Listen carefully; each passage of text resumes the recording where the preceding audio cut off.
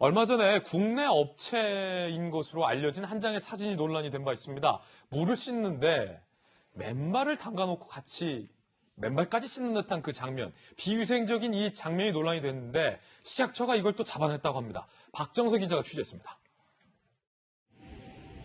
한 남성이 고무대야에 발을 담그고 물을 손질합니다. 물을 씻던 수세미로 갑자기 자신의 발을 문지르더니 그 수세미로 다시 물을 씻습니다. 비위생적인 장면이 최근 온라인에서 논란이 되자 식약처가 눈에 불을 켜고 해당 음식점을 찾아냈습니다. 단서는 영상에 나온 노란 학원 차량의 번호판이었습니다. 차량 정보를 이제 조회해가지고 이제 그 지역으로 특정을 했고요. 위성 사진 이런 걸 좀 확대할 수 있는 장비를 가지고 반경 한 2km 이내를 하나하나 다 지금 뒤져가지고 이제 건물 주변을 또 특정을 하고. 덜미를 잡힌 해당 식당은 서울 한 족발집이었습니다. 식약처는 즉각 현장 단속에 나섰고 역시나 주방 위생 상태는 엉망이었습니다. 또 유통기한이 지난 머스타드 드레싱 제품을 냉채 족발 소스에 사용했고 역시 유통기한이 지난 고추장도 조리 목적으로 보관하고 있었습니다. 냉동 족발과 만두도 보관 기준 온도를 준수하지 않은 것으로 드러났습니다. 특히 영상에 찍힌 무세척 장면은 지난달 해당 업소 조리사가 한 행동인데 지난 25일부터 출근하지 않고 있는 것으로 조사됐습니다. 식약처는 식품위생법 위반이 확인된 만큼 관할구청에 행정처분을 의뢰하고 수사를 진행한다고 밝혔습니다. 채널A 뉴스 박정서입니다. 제가 또 먹거리 엑스파일을 오랫동안 직접 취재하면서 진행까지 해봤지 않습니까? 박선배 변호사님, 강력기 형사 출신이잖아요. 이런 문제는 사실은 우리 언론과 또 우리 경찰, 식약처가 국민의 건강을 위해서 한 마음으로 같이 원팀 정신으로 이런 건 좀 잡아냈었던 기억이 새록새록 나는데 저게 그냥 단순히 이 장면이 비위생적이다로 그치는 게 아닙니다. 우리의 손과 발에는 온갖 세균과 바이러스들이 득실득실합니다. 특히 저게 물속에서 같이 있잖아요. 발 속에 담겨져 있는 균과 곰팡이, 바이러스까지 심지어 이 물이라는 매개체를 통해서 우리가 먹는 무에 전달될 수 있고 상당히 좀 위험한 게 지금 발을 씻잖아요. 발 피부에 있는 각질들이 저 솔에 옮겨 붙습니다. 그리고 다시 무로 갈 수가 있기 때문에 굉장히 좀 비위생적인 건데 자 일단은 박성배 변호사님 식약처가 이걸 잡아냈다는 사실에 저는 일단 오늘 식약처에게 박수를 보내고 싶어요. 예, 소비자들은 불안할 수밖에 없고 충격에 빠질 수밖에 없는데 우리가 주문해 먹는 음식을 저렇게 만드나 이 식당 외에 다른 식당은 어떨까 상당한 의구심을 제기할 수밖에 없습니다. 식약처가 이 식당을 특정하게 되죠. 이 영상 속에 있는 차량의 등록번호를 줘야 하고 영상의 건물 특징과 주변 환경 등을 통해서 식당을 특정하게 됩니다. 이거 수사해 보셨으니까 강력기 형사잖아요. 식약처의 어떤 이 수사 기법 어떻습니까?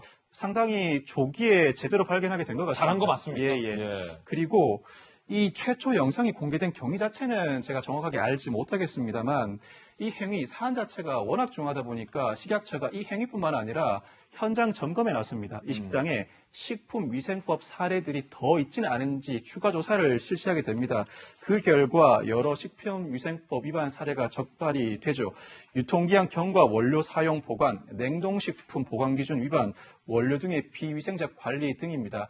이 조사 결과에 따라 이 업체 징역 3년 이하 또는 3천만 원 이하의 벌금에 처해질 수 있고 이미 서초구는 영업중지 1개월과 과태료 100만 원 사전 처분 통지를 해둔 상황입니다. 엄정한 처분은 불가피해 보이는 상황이고 이렇게 조치를 취해야 소비자들의 불안을 그나마 일부라도 해소할 수 있을 것 같습니다. 예.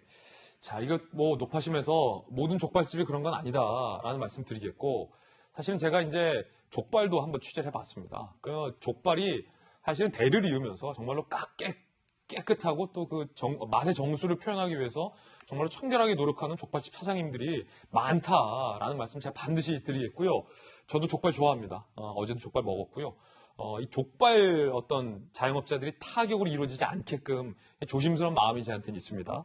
자, 저기에 나왔던, 저 영상 속에 나왔던 저분이 왜 저런 행동을 했을까? 왜 물에 발을 담그고 저걸 씻었을까? 한 조간신문이 취재를 했습니다.